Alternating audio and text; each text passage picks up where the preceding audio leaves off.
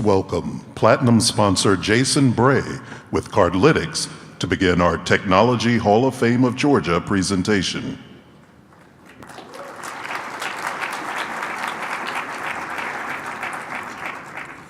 Good afternoon, and it's kind of hard to follow Mr. Blank. It's kind of a tough character to follow, but I'll do my best. Thank you to the TAG organization for hosting this event, and especially the ideas that we've heard presented today, as well as the presentations. As someone said a few minutes ago, it's really inspiring to see all the things that are going on here in Atlanta. It just makes you feel really proud to be part of the technology community. So thank you to everyone that's doing a great job. My name is Jason Bray. As the announcer mentioned, I'm responsible for engineering at Cardlytics and innovation and product strategy. And our mission at Cardlytics is to make advertising measurably better. And we are proud believers in the TAG mission. We want to help educate, to help promote, influence, and unite Georgia's technology community. Thank you again for spending your day with us to celebrate Georgia's technology industry.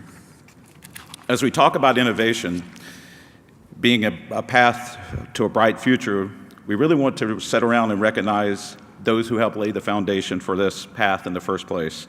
It's my pleasure to commence our celebration of members of our community whose hard work and dedication, creativity, and technology innovation have left us with a very, very large mark on the industry in our state. TAG is a proud supporter of Technology Hall of Fame of Georgia because it reflects our missions to recognize and celebrate leaders and innovators to make Georgia a top technology destination. We thank PwC for sharing this opportunity with us to present the Hall of Fame Award at this summit. And we thank this year's inductees and past honorees for their contributions that have made Georgia's technology industry what it is today. I would now like to introduce Jeff Baker, a partner at PwC. Thank you.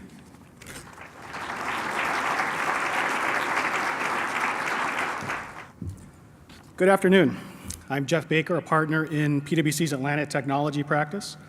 I've been told if I didn't mess this up, I might get a chance next year carrying the briefcase at the Academy Awards. So give me thanks for all three of you that got that. PricewaterhouseCoopers is proud to continue our sponsorship at the Technology of Georgia Hall of Fame. In this awards program, this is our 23rd year that PwC has helped honor the extraordinary efforts of the men and women who have led the way for development and success of the technology industry in Georgia. Now we'd like to recognize some of the Hall of Fame members in attendance today. Gentlemen, could you please stand as I call your name? Ken Byers. You can clap. Alan DeBerry. Bill Goodhue. Dennis Hayes.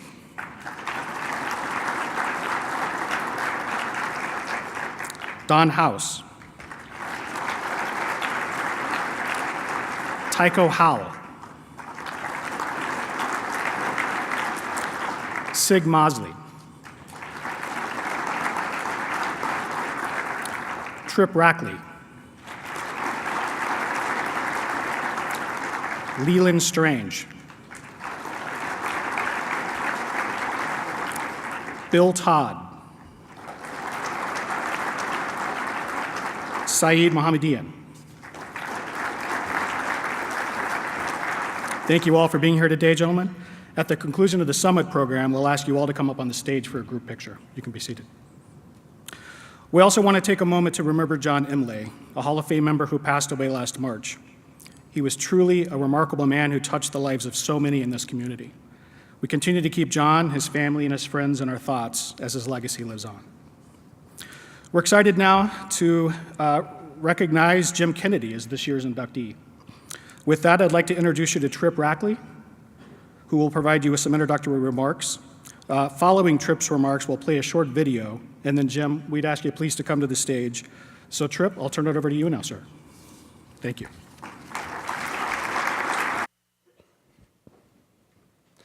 Well, it's a great pleasure to be here today and be able to share Jim's induction to the Hall of Fame. As I was walking around, it was pretty amazing. We've got Sarah's wife there. Looks like most of the Cox management team. 4 board members, which is pretty also amazing. We got Taylor. I found out that Byron's in town, and so he came, and then Arthur. So that's it has to be the best representation of board members at an inductee at all times. Blair was supposed to be playing tennis. She asked me what I was doing today, and I told her, she's like, well, I want to go see Jim get in, so she's here. And I think that really speaks to Jim and what he's done, and Arthur made some great comments about that. I'm clearly biased as to Jim's induction into the Hall of Fame, and really for two reasons. One is really easy. You can just look at the growth and the innovation and the success of Cox Enterprises. I get to see it as a board member, but just to give you a couple of highlights, Jim started at the company when he was 23, right out of college. He becomes CEO at 38. And the company at that point in time is basically a newspaper and television business, revenues around $1.6 billion. He's the third generation running a business that his grandfather has started. And from that point in time, in a span of 25 years, he took that business, and it's now across multi-industries. From television, it was parlayed into Cox Cable, which is one of the largest cable companies in the country. Jim saw concerns around classifieds in newspapers, and that led to AutoTrader. AutoTrader by itself is an incredible success story, but that's not enough. It's now become, through the acquisitions of Kelley Blue Book, a variety of different software companies, innovations inside the company, and just recently an acquisition of DealerTrack, one of, if not the largest, non-OEM automotive companies in the world. It touches more transactions moving cars than anywhere. And so when you look at those and you see all this going on, and you see a company that's gone from $1.5 billion to over $18 billion in revenue last year with 55,000 employees, there's no question that Jim should be here. But there's a second reason that matters to me. And I also happen to have a close personal friendship with Jim. We hit it off right away. We share a lot of common interests in golf and the outdoors. And so I've had a chance to meet his family. Our families travel together and take trips. I've met his friends from high school that he grew up with. I've met his friends before he was the CEO. I've met all the people inside the company. And I can honestly tell you that everybody, the passion around that and how Jim treats them and the relationships they have is the reason he should really be here. You know, when you look at somebody and you read and you hear all the stories about that success, I think your mind goes to somebody that always puts themselves first, right? Family is second, I don't have time. Friends, I don't have time. Jim has been able to grow Cox to the size it is and drive all those innovations with a marriage of 43 years, with great relationships with his kids, his grandkids, great relationships with his management team. You know, we're used to being in startup worlds where the badge of honor is what number employee you were. I was the second. I was in the first 10. You go around Cox Enterprises and the first thing they say is, I've worked here for 25 years. I've worked here for 32 years. And you just don't see that anywhere else. And when I see his passion to the people and his team and the culture that's been created, as well as all of his dedication to conservation, it's amazing to me. So yes, in one hand, all the business accomplishments are incredible. But to do it in a way that he has in supporting everybody and keeping that loyal faith of his team and his family and his friends, to me, that's the reason that we're having Jim up here today. So I couldn't be more excited. I know we're getting ready to watch a video about him and then have him up, but I'm so excited of Jim's introduction and bringing into the Hall of Fame.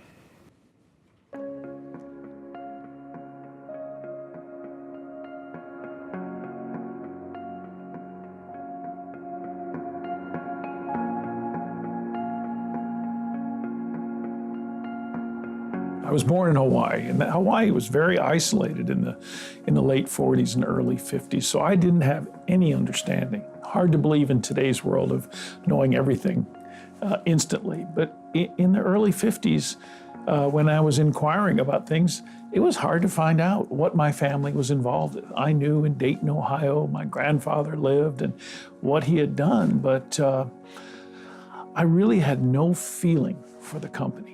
First of all, in the early years, my mom didn't have a lot. So I grew up with this feeling that you had to work hard to earn the things you want.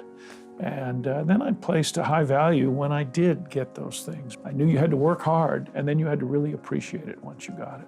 Went to college in Colorado and took advantage of all the things you could do in Colorado. And I called my mother and I said, look, if I'm going to go to work for the family business, I need to do it while I'm young. Is that possible? She said, call your uncle. I called my uncle, Jim Cox. I said, same sort of thing. I'd like to come to work for the company and give it a go. And he said, all right, come to Atlanta. I said, what am I going to do? He said, I'll tell you when you get here. And I became a production assistant. So basically, I was a flunky in the production department.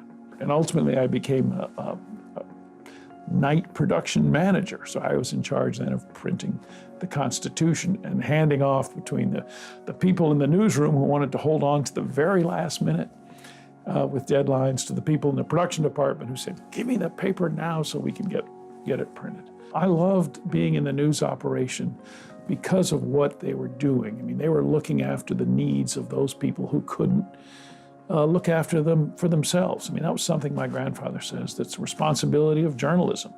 There are a lot of people out there who don't have skilled agents out there protecting their rights, so that's what the media has to do, and I love being a part of that. I mean, new technology, the radio came along, and in one of the old videos here, my grandfather is sitting with a politician, Smith, and they're debating whether you call it radio or radio. But they said radio, this might work. And so they tried radio. Obviously that had an impact on newspapers.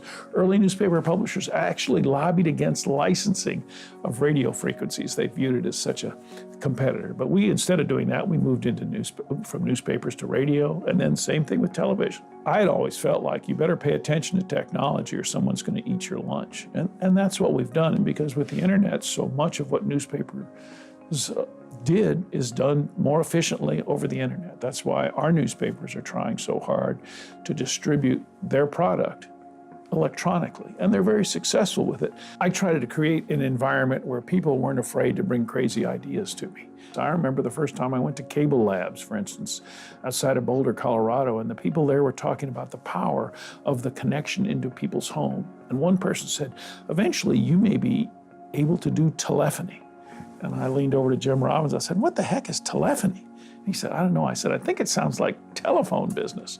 And that's what it was. So today, the cable company is not bringing just entertainment into the home. It's the broadband connection into the home. It can be your phone service. It can be your home security service. It can bring entertainment. But we try to bring innovation into this company from all areas. I mean, we don't want to rule out any smart people because there are so many good people at this company that contribute to that. If you're a head of a 120-year-old family business and your charge was don't screw it up, you worry about things all the time. So I do worry about that, but I also know that we're going to constantly try to find out what that new thing is. I remember we were the first company to get a FCC Pioneer's Preference to do wireless communication using small hubs on the cable infrastructure to connect phone calls. So we were back there in the early days in cellular communications. We've seen in the last decade technology move at the greatest rate in human history. So I think all sorts of gee whiz things will be coming down the road that will be offered to consumers. So I think communications will continue to be easier, to be more mobile. Technology will help us clean what we've dirtied. The thing I'm most proud of is positioning this company to transfer from the third generation of ownership to the fourth. I mean, you look at the history of family companies in the world, and that number is very small. It usually falls apart. And so my goal has always been to turn this company over stronger, better placed for the future than when I got here. And I think I've done that. When your name is on the door, you behave differently. And that's not just, not just a slogan. It's what we do, and it's what we believe in. So it's hard to put into words for me the difference, but when you're here, you can feel it.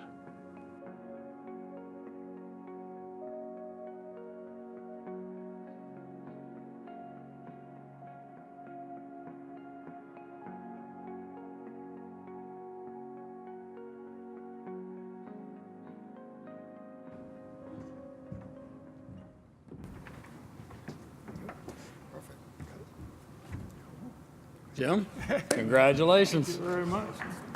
Thank you. I'll sit this down. Thanks, guys. Boy, if I had known Tripp was going to give such a glowing introduction of me, I'd have had my children attend. I told my one son I was going into the Technology Hall of Fame of Georgia, and he burst out laughing. He said, I guess I don't have to come over and program your cable box anymore. No, I said, you still have to. But I think about when my career started. I started in the newspaper business when type was set by machines called linotype. And linotype produced type in little lead blocks that were set in big plates so you could make a mold to make a press plate that went on the press. It was archaic technology in today's world. Today, as I did this morning, I read my newspaper on my smart device. I read it any place there's a good connection to the internet.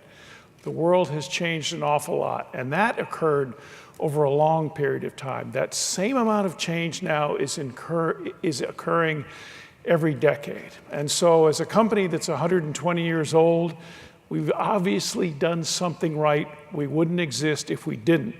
I trust people sitting over here will continue, who work for Cox, to continue to keep their eyes open for innovations, for technology that's going to change the world. Any company that doesn't is toast. So I'm delighted to get this, but this is again an award for Cox Enterprises and all the great people that work there. Thank you. And now, with the annual Fireside Chat, the President and CEO of Technology Association of Georgia, Mr. Tino Mantella. So thanks, Jim, and congratulations. So I watched the video before, and I was thinking to myself, first question I wanted to ask you is, you grew up in Hawaii, you went to the University of Denver, you kind of slipped in that there was a lot of fun happening at the University of Denver. I'm sure you cycled and skied, et cetera. Was there like a lightning bolt or an epiphany saying, I got to call my uncle and I want to get into business, or was it more of a gradual process? I've always said if you could remember the 60s, you weren't there. Okay. There were a lot of wild and crazy things going on, but one of the stupid things I did was I raced motocross. And I was out in California in a big race, and I thought I was pretty hot. And there were kids 16 years old beating me. I loaded the motorcycles on the trailer, headed back to Colorado, and said, I'm not making a living doing this. I better do something real. And that's actually when it happened. I called my mother and then called my uncle, who was a gruff guy, and said, I'm young, I'm stupid, but I really want to come and I'll do anything you want me to. And you became the production assistant. I became a production assistant, yeah, and that was a great learning experience for me. And it was a great experience working with those people at the paper. So the other thing you mentioned, and I did a little research on this, so your grandfather, who started the company, was the 46th and 48th governor of Ohio. He also ran for president. He lost to Warren Harding. Anybody, a lot of people probably remember Warren Harding. But then he decided to buy newspapers and radio and start this business. Did you get to know him, or did he influence you? And beyond that, who's influenced you in your life? Well, he died when I was, 10 years old, so I really didn't get to know him, but the times I saw him, I just revered this cigar-smoking, stern man who had this den with leather and that cigar smoke and books everywhere, and I'd go in there and just sit there, and we'd chat about things he thought a 10-year-old would be interested in or younger. So, I held him in awe, but I wish I had gotten to know him more as a man, and, it just, timing didn't allow that. So while we're on the topic of politics, we've got a campaign going on, one of the more interesting ones. But you're thinking about, years ago, people used to use the newspaper and go out to hear speaks, and then radio, and then the Kennedy-Nixon debate kind of changed it to TV, and now you have the Twitter sphere seem to be dominating.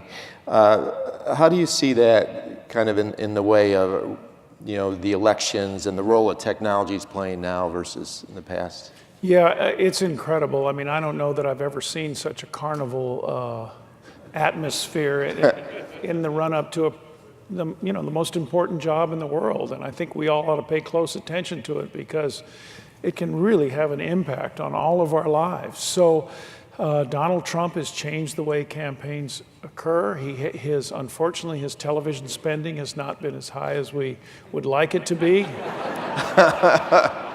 Everybody, getting all that coverage anyways. All the other candidates are spending pretty good, and it's really showing how things can change that you would imagine would not change.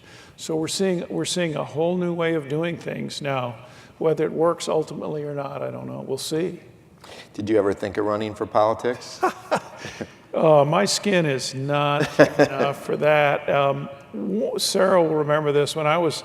When we lived in Colorado, I was chairman of the Wildlife Commission there, and I was an outspoken advocate for the environment, and not nutty way, but in conservation.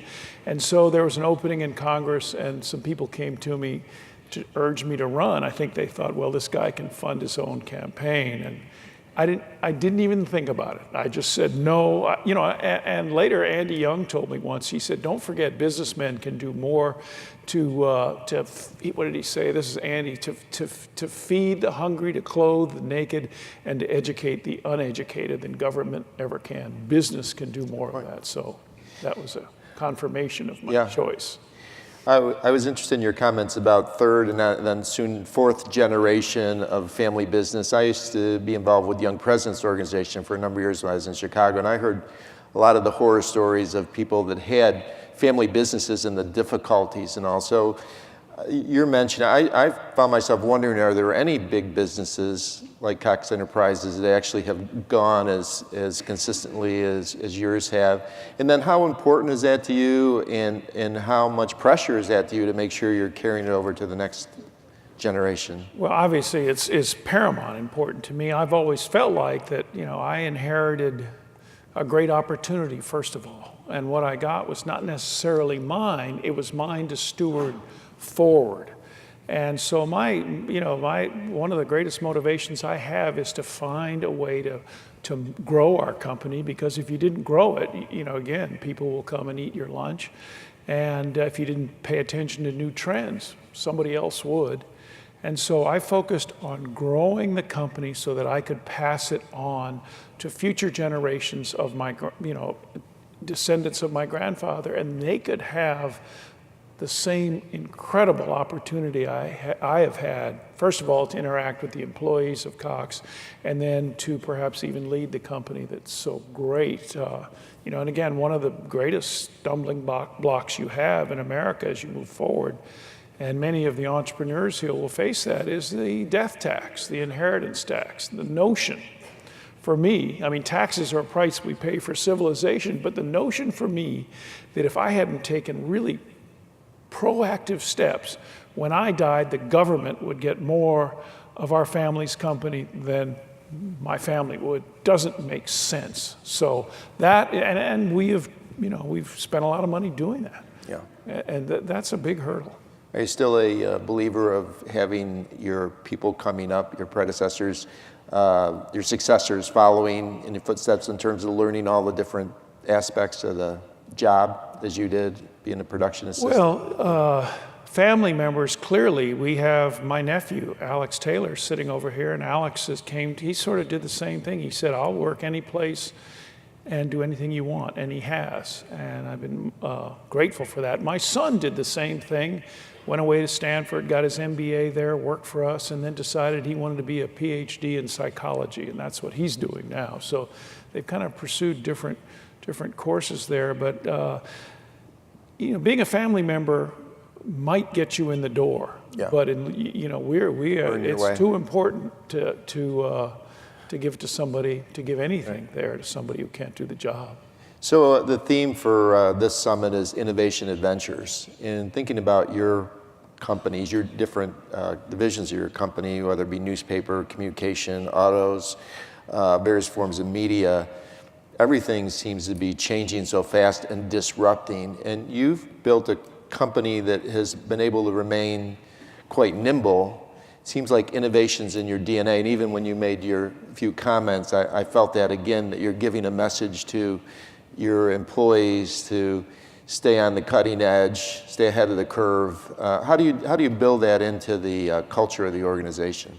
Well, you build it in by doing it. I mean, that's just the reality of it. If you don't keep an open environment for good ideas, good people won't want to work for you.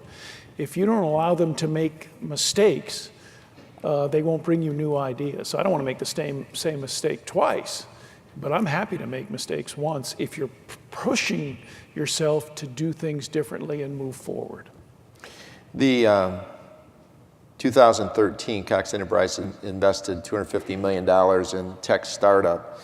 Why was that important, and how's it going? Well, I mean, that was very important because oftentimes a large company, it's tough to innovate from within. And we had stumbled across a really smart guy in Trip Rackley. And Trip has had a great success record of turning ideas into real businesses. And we thought, well, if we can contribute, tell Trip, look, we have this fund available. We have enough money. You don't have to go out and worry about raising money. Let's just make good business. Let's develop good things. And one of the innovations that Arthur's going to have in this unbelievable new stadium, and calling it a stadium is the wrong term. It's an entertainment complex. It's, better than anything in the world, is using a company that Trip developed called Experience, which helps people attending events there to use their smart device to do all kinds of really cool things. So, it was the combination of the right people and the right time. So, Twitter, Facebook, Instagram, et cetera, et cetera, et cetera. You mentioned when you made your remarks about, you still read, but you don't necessarily pick up the newspaper every day. But what do you see in terms of, if you're thinking, 3, 5, 10 years, what's going to happen to newspapers? And then also, how do you get more younger people, millennials, let's say, to read the paper, whether it's online, or maybe there are statistics that show that they're still reading, they're just changed how they're doing it? Yeah, I think young people get news and information any way they want, yeah. and a wide variety of ways. So the most important thing we can do in newspapers and radio and television is to make our product relevant to them. If it's relevant and compelling, they'll find a way to get to it. The question of newspapers is a big one for me because my career started there, my grandfather started there. I think questioning the future of printed newspapers is a legitimate question. But I think newspapers and news-gathering organizations that heretofore had been newspapers will continue, and it's very important for society that they do because they have newspapers, radio stations, more television and newspaper, have the staff and the people and the resources to, again, look after other people's interests, people who don't have lobbyists and skilled agents trying to manage things. If you saw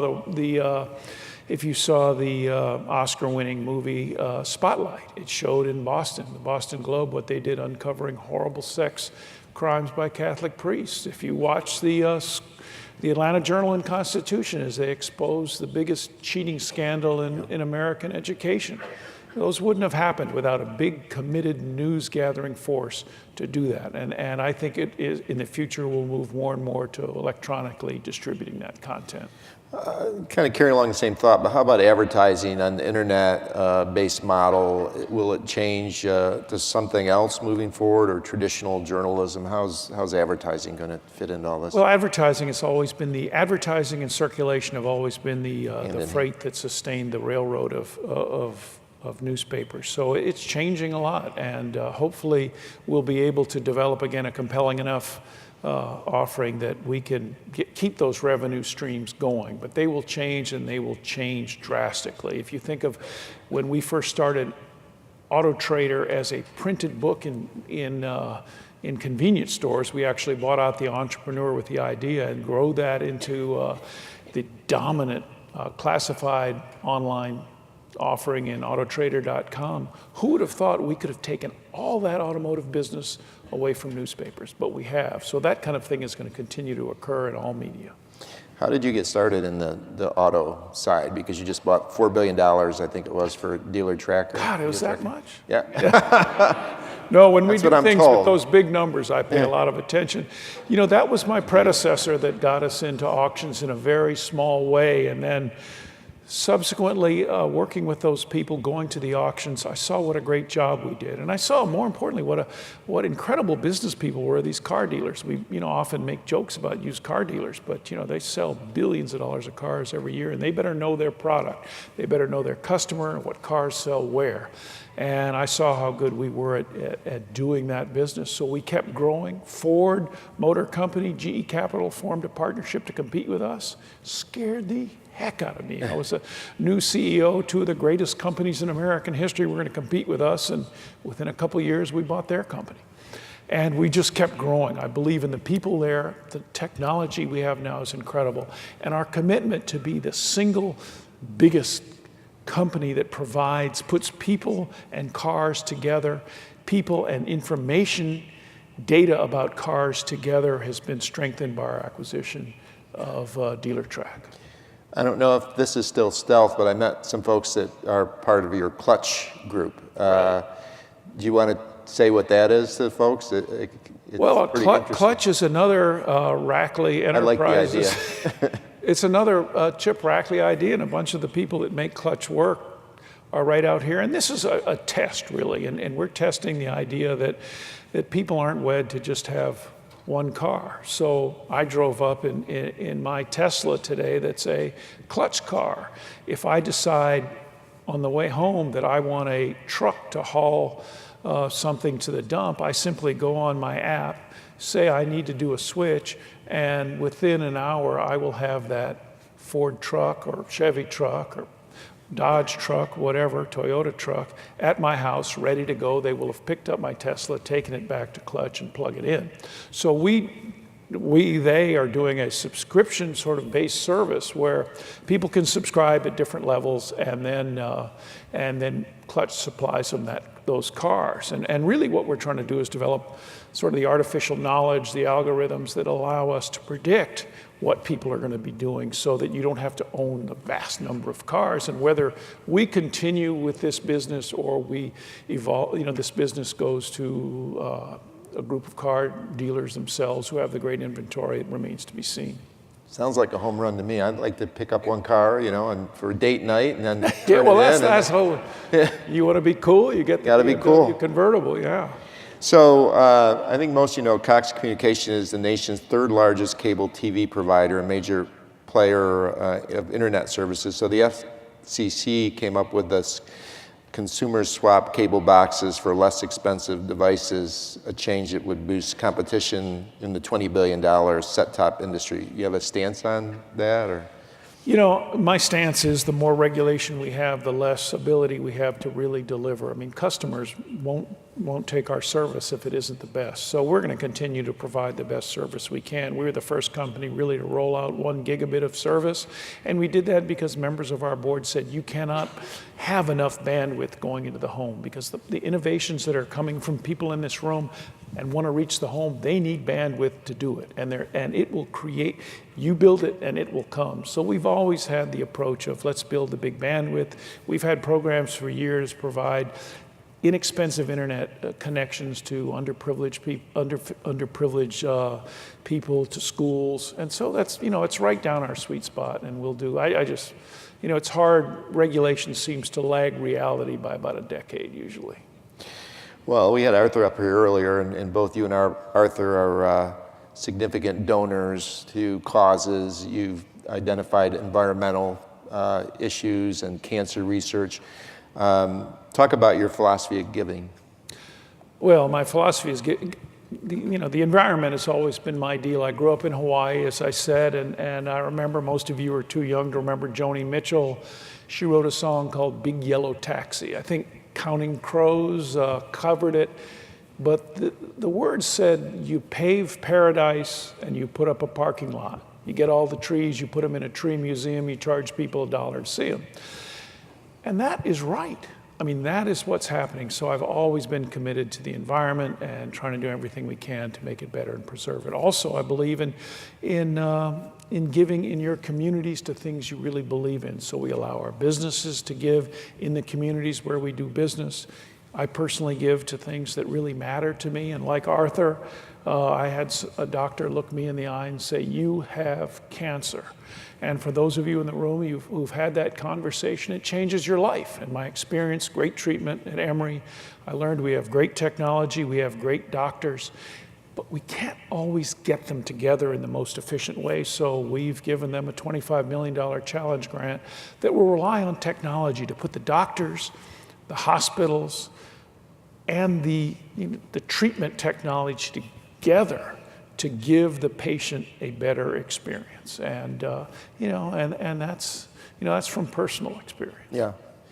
So you had mentioned in conversation sidebar in there, and I read a little bit about your cycling. Are you still doing that? Tell the folks some of the things you've done in cycling, because I think that's pretty interesting.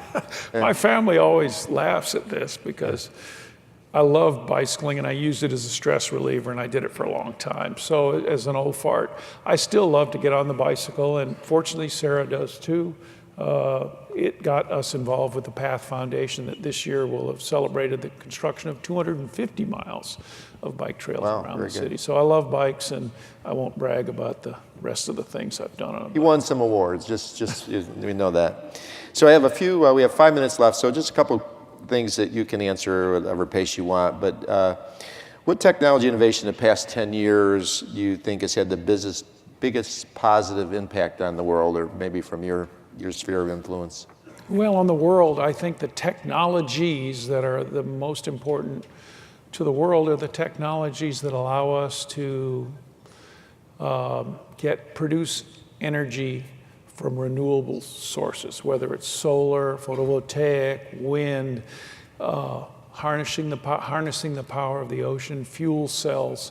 I think those are some of the technologies that will help us clean up the mess we've left behind us. I mean, if you think a part of the Pacific Ocean is just a giant dump space of plastic. So you might argue global warming, but no one wants to live too crowded in a messy place, and that's what the world's becoming. Anything on the negative side? Same question, but innovation in the past 10 years has had the biggest negative impact. Social media. Yeah. Drives me frickin' crazy. There's more misinformation and more crap distributed, but as my young son tells me, my generation will go and find the truth. Sometimes you gotta dig through a lot of stuff to get to the truth. You mentioned earlier, you said it's okay to make a mistake, once at least. Your biggest mistake in business?